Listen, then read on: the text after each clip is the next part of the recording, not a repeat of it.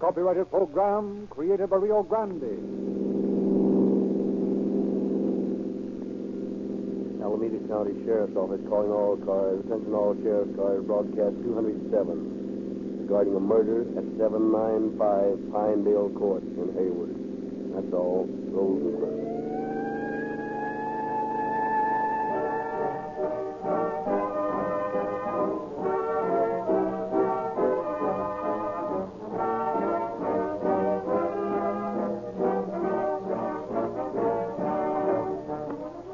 When 150 of the world's leading child specialists praised the scientific methods used by Dr. Defoe and his staff in caring for the Dion quintuplets, it is little wonder that many of you parents follow the same formula in caring for your own children.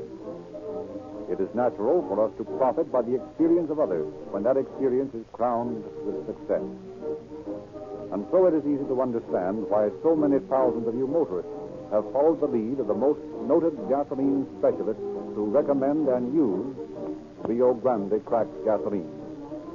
These men, the drivers of your police cars, ambulances, fire engines, and other emergency public service cars, chose Rio Grande cracked over all other gasolines for its quicker starting, steadier acceleration, longer mileage, greater reserve power, and higher speed capacity. Their continued and exclusive use of Rio Grande cracked is based upon 55 million miles of experience during a single 12-month period. Profit by the valuable experience of those who drive the most and the hardest.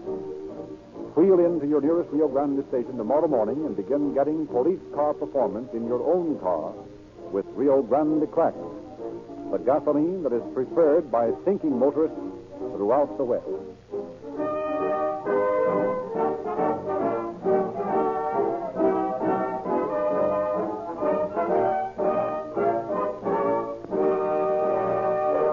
Inasmuch as the story we are to hear tonight was taken from the confidential files of the Alameda County Sheriff's Office, we have asked Sheriff M.B. Driver of Alameda County to open our program. Good evening, ladies and gentlemen. In this series of programs, Rio Grande, in its law enforcement work, has constantly played in one key, the failure of crime to be a paying proposition. If an individual contemplating a crime, no matter what the motive, could know what every law enforcement officer knows, we would have no crime problem. The lawbreaker, in his fine opinion of himself, thinks that he can pit his wits against the experience of a host of officers. Such a man lacks intelligence. If he was intelligent, he wouldn't think that way. For a moment's calm consideration of the situation will tell him that his crime won't pay. I hope that this broadcast, like others in our sponsor's history, will prove the futility of crime. Take it from me, you can't get away with it.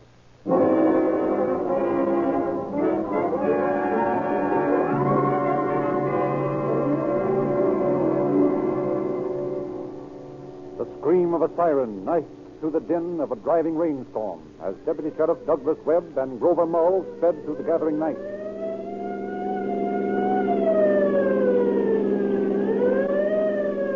Got knocked off this time, Grover. Nobody yet. Carl Daniels out in Hayward has been shot. Not expected to live. Who shot him? Nobody knows. Not even Daniels? No. Where was the rest of the family? Out all day. How did it happen? Oh, the old man came in and found a masked man in the house. Get a good look at him? I don't know. Daniels is still unconscious. Prowler? Maybe, maybe not. Now, what's that truck? Doesn't make sense for an ordinary prowler to shoot a man down in his own house. They usually beat it out a back door. This guy left by the front. Now, where'd you get all the dope? Over the telephone. Killer must be either an amateur or a maniac. Or else is right. Where does the old man live? Oh, with his daughter and son-in-law in Hayward. Prominent citizen out here. Yeah, I know it. I've known him for years. Well, maybe this case will give you a chance for that photographic hobby of yours. I hope so. I don't like for a case to break too easy.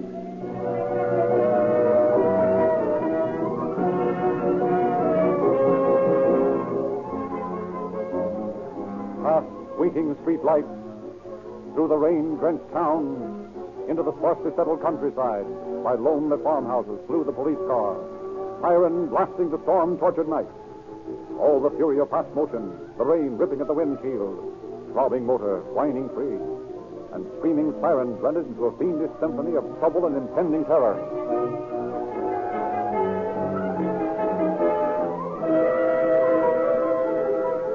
At last, the car swung into a graveled roadway and slid to a stop in front of a house in Pinedale Court. Journey's end, my lad.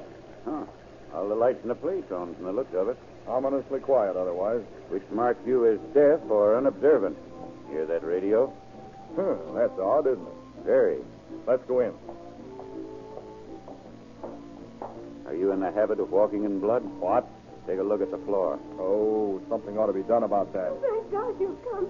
We've been nearly crazy since we heard of Father's shooting. What's your name, please? I'm Mrs. Mitchell, Mr. Daniel's daughter. This is my husband. Oh, please sit down, dear. Where's your father? He's been taken to the hospital. When did you find out about this? When we got home a few minutes ago, Dr. Struble was here. Who's he? Well, he's our next-door neighbor. He gave my father-in-law first aid and sent him to the hospital. What hospital? The Hayward Sanitarium. Do you mind if I shut this radio off? No, of course not. Oh, quiet without that thing. Now, Mrs. Mitchell, please tell us exactly what happened. Well, it really isn't very much I can tell. We got home about 20 minutes ago. That is, Everett and I. We were surprised to find the front door partly open. Then we thought that maybe Father had left it that way. We walked in and stepped right into that awful pool of blood. Please, can't you make this as brief as possible, gentlemen?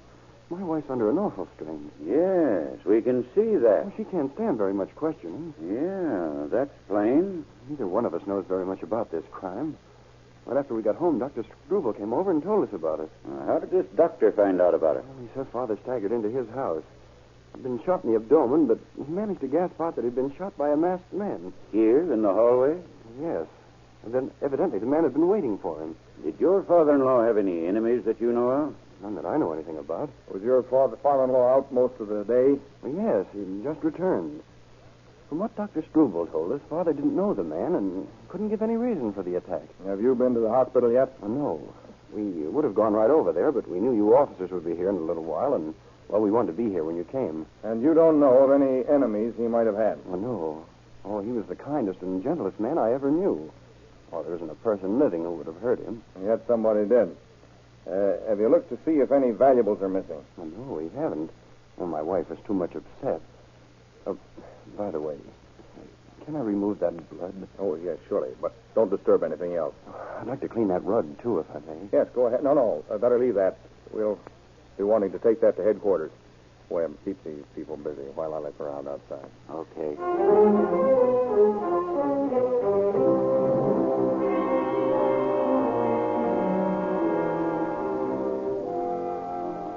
With the suddenness characteristic of a California rain, the storm had lulled. A gibbous moon shouldered over Grizzly Peak as Deputy Mull, flashlight in hand, prepared to survey the scene. Banana trees waved their monstrous leaves like shrouds for the dead. Tall palms rustled and chuckled in a ribald cackle of diabolic glee. With his flashlight, Mull traced the almost washed-out trail of blood over the sinister track the wounded man had followed. At the corner of the steps leading to the Mitchell home, Mull discovered a footprint. He was preparing to remove the turf when a police car pulled to the curb. What's doing, Mull? I just found what looks like a fairly good footprint. I got a call on this a few minutes ago. Figured it was about time the chief of police got on the job. So far, we've found absolutely nothing in this case except this footprint. Well, let's have a look at it. There it is, right there by that bush. Must have been a fairly large man. And evidently in a hurry. Yeah, must have been, judging by the distance this print is from the steps. So far, that footprint and a bloody rug are the people's exhibits in this case. Shine your light down here a minute, will you? Yeah, it's a pretty clear print. Grover, take a look at this. What's wrong? Nothing. See that little lump of mud? Yeah, but there's lots of mud in that print. Yeah, but take this magnifying glass and have a close look. That lump right there. That was on the man's foot before he came to this house. How do you know? Well, you'll notice there isn't another piece of mud around here exactly like that one on the print. What's different about this one? You see those tiny reddish particles in there? They're iron or some other metallic substance. Yeah, I do see them now. They sort of gleam under the light. The way I dope this out is that the killer picked this mud up in some other part of town. It clung to his shoe right where the heel joins the sole, and when he jumped down here, it was jarred loose. Well, it does fit that position in the footprint. It may sound fantastic, but I have an idea that if we find where that mud came from, we'll know a lot more about who shot Daniels. Boy, that's doping it out to a fine point. Well, it's not as impossible as it sounds. Not much. No, it isn't. My men know every inch of this town. We'll simply search till we find the spot that matches this specimen. Just like that, huh? Yeah. And when we've found it, we'll investigate every house and person in that neighborhood till we find somebody who's seen the man who made that print. You can think of the hardest job. Well, there's no telling what we'll uncover. Well, we'll just take this little dab of mud, put it in this envelope, and take it with us. Well, anyway, I think I'll dig this print up and take it in and have the boys make a moulage of it. Oh, and I think it might be a good idea to try young Mitchell's shoes in that print, too.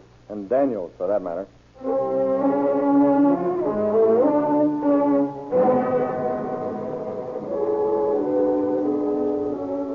footprint was checked against every possible shoe that could have made it. Yet no one was found who had been near the house on the fateful night. Every resident of Pinedale Court was questioned, but no one had seen or heard anything out of the ordinary. Next morning, Webb and Mull meet to compare notes on the investigation.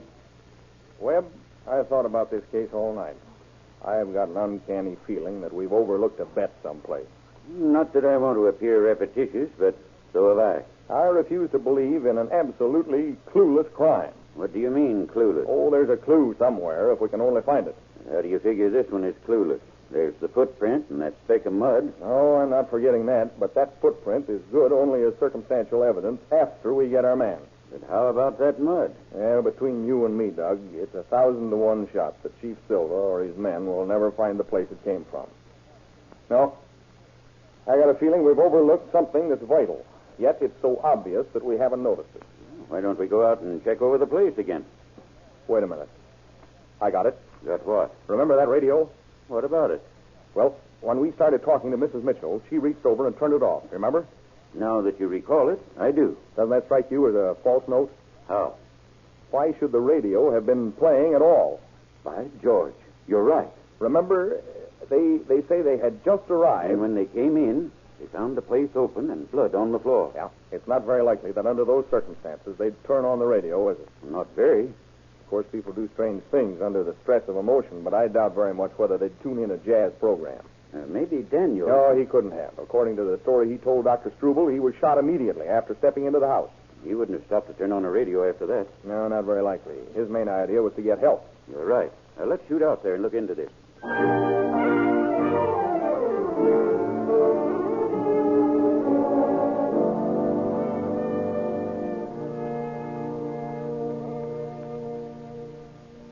Mr. Mitchell, we're checking every angle on this shooting.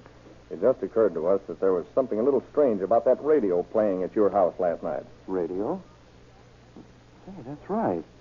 But that radio wasn't working yesterday morning. What? Wasn't working. Why, we heard it playing last night. Oh, I know it. I remember my wife shutting it off. We didn't notice it at the time, but that radio's been broken for about 3 days. Are you sure of that? Oh, I'm positive.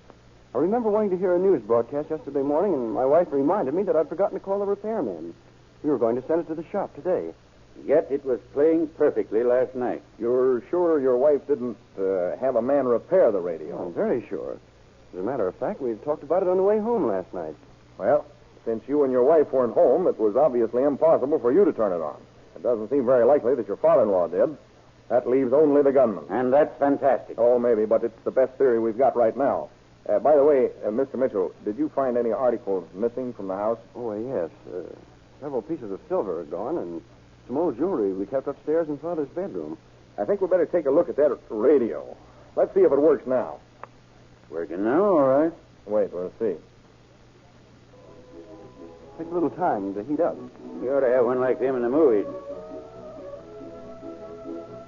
Well, that settles it. Now, here's where I get busy with that fingerprint camera. You picked yourself out a real job this time. Don't worry. If they're here, I'll get them. You'll probably find plenty of them. Oh, how can you tell which are the new ones? You can't. Well, then how is finding prints on the radio going to help catch the man who shot my father-in-law? That's a job for Harnden, our identification expert.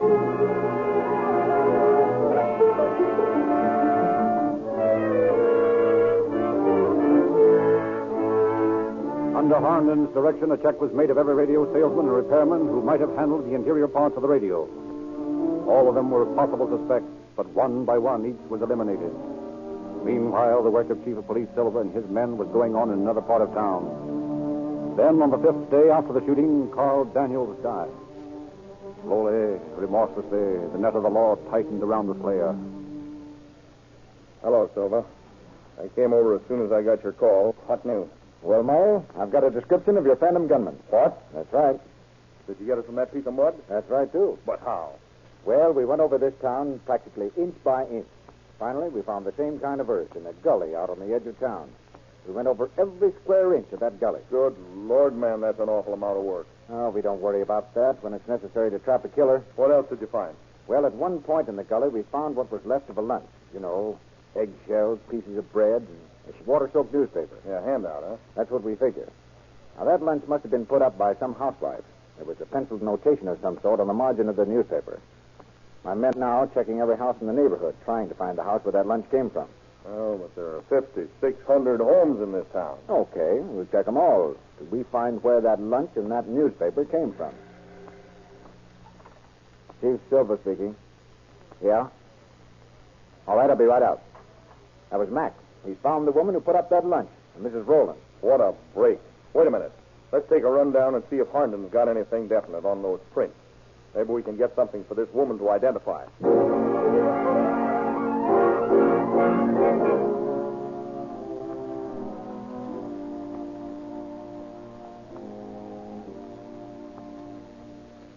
Well, Harnden, what have you found out about those prints in the Daniels case? I've eliminated 5 of them. The 6th belongs to a man named Reed. Here's his card. We're getting hot, Louis. Joseph M. Reed, alias Rogers and Davis. San Quentin, 1923. Assault with deadly weapon. Served 6 years. Released 1929. Got a picture of this bird, Harnden? Yeah, right here. A mud picture. Mrs. Rowland ought to be able to identify that. If that's our man. He'll have a hard time explaining how his fingerprints got on Mitchell's radio if he isn't our man. Oh, by the way, did you list that stolen silver and jewelry with the pawn shop? Yeah, with every shop in the Bay region. Good. That'll help. Let's show this stuff to Mrs. Rowland and see what she says.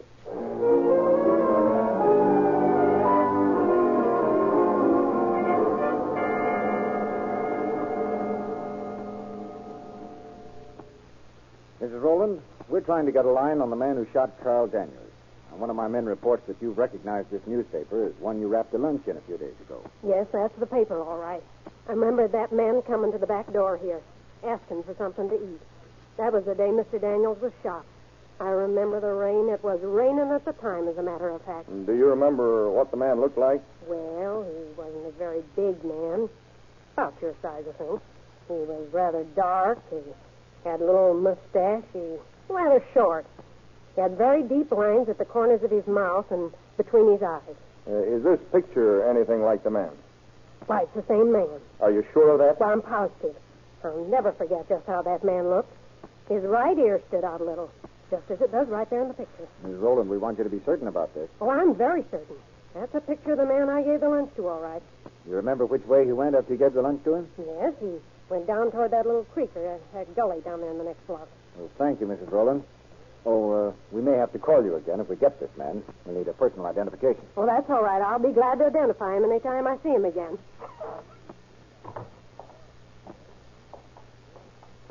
Well, Grover, looks like we're getting hotter. Yeah, it looks that way, but I still don't get the motive for the crime. Well, I haven't any doubt about Reed doing the job, though. Have you? No, but there are a lot of things unexplained. That radio, for instance. Well, it's got me, too. I can't figure that one out. I'm going down to the office to check up on this Reed guy a little further.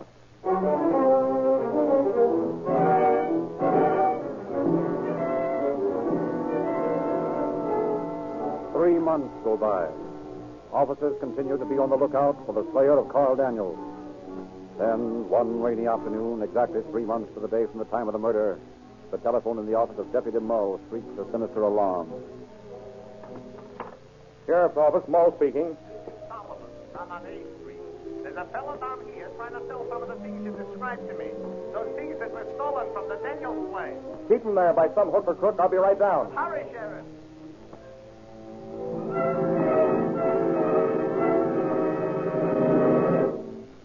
Hey, what are you trying to do? Kid me? That stuff's worth 10 times that amount. $5 is all I could give you. No more than my own mother. Why, you little runt. I ought to poke you in the nose. So go ahead. I still wouldn't give you any more than $5. That'll be about enough, Reed. Come along with me. For you. Sheriff's office. Try and make me, copper. My showcase, my unbreakable showcase. I've been hiding behind that trash can on the sidewalk. Keep out of sight. A cotton's over the other. My fine plate glass window. Stop him. That ought to be all he's got. All right, Reed, get him up. You wouldn't have got me, copper, if I'd have had any more bullets. Yeah, maybe not. Come on, you mug. That'll hold you for a while.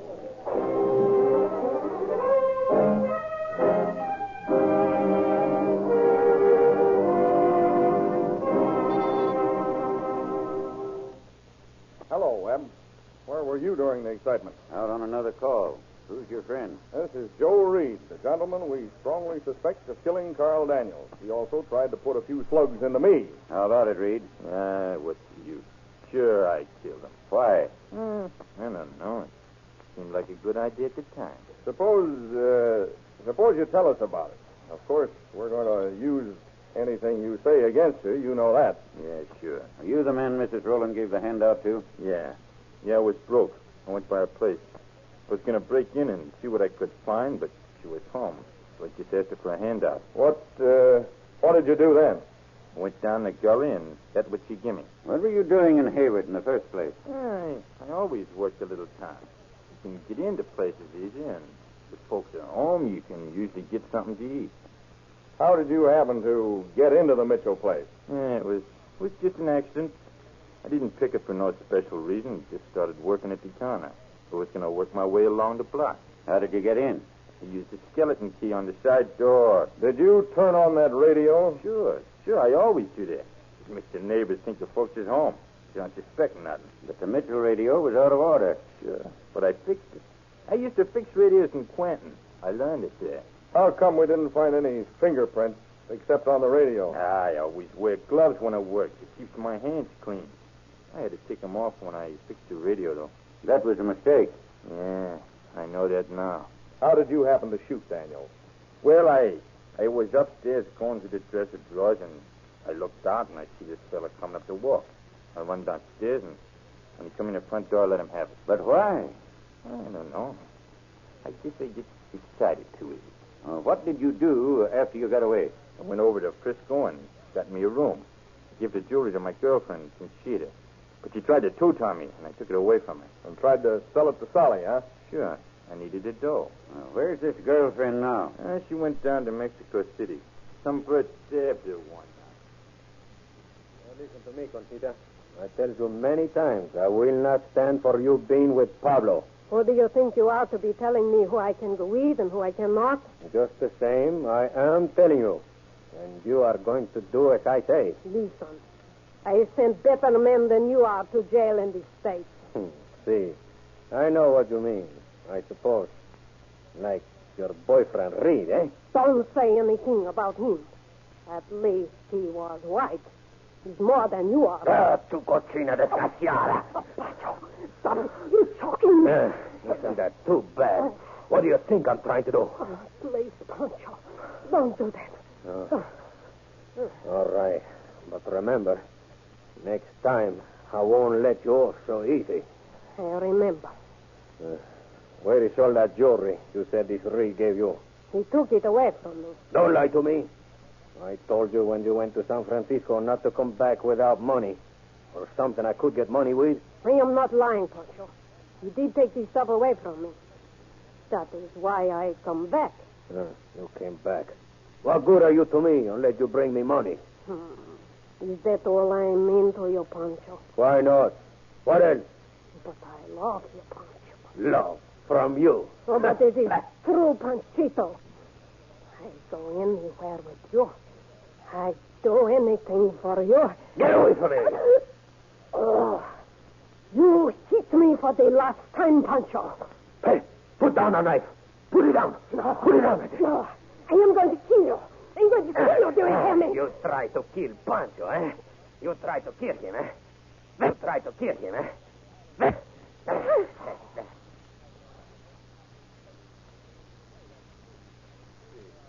Tell me something. How come you guys was looking for me? I didn't leave no traces of my work except the radio. Well, we got some pretty good prints off of that radio, and Chief Silver's men traced you by the mud you left in that footprint in front of the Mitchell house. Gee, I never thought of that. I knowed my old lady was right. She always told me to wipe the mud off in my feet.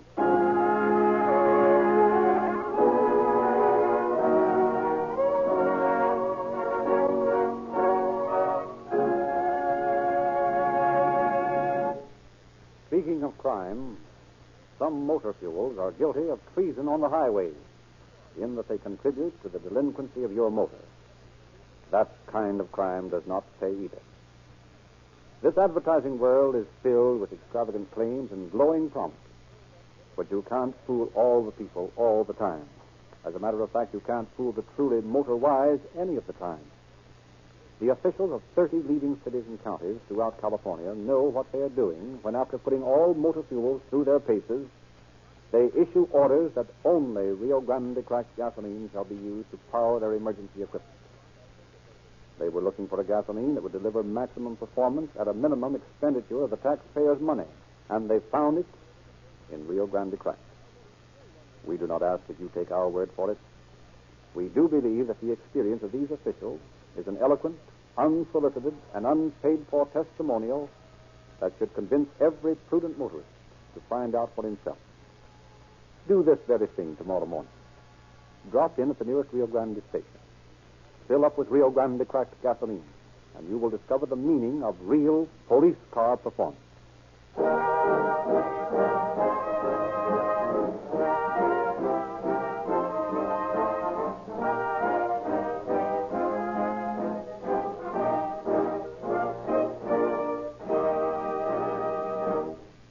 Reed, in view of his confession, received a life sentence in San Quentin, where he is now incarcerated.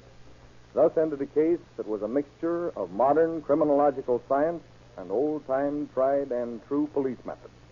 And thus is added to the records another crime that did not pay.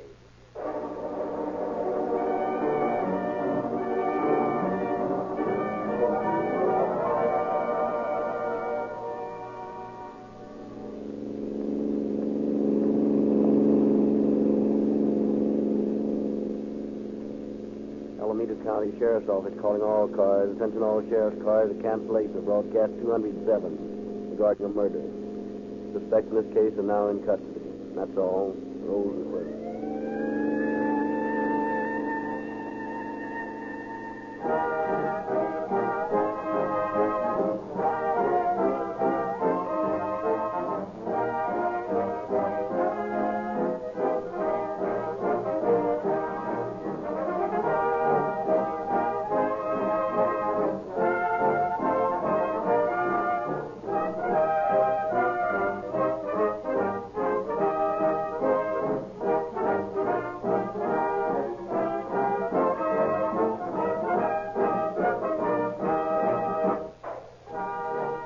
This is your narrator, Frederick Lindsley, bidding you good night for Rio Grande.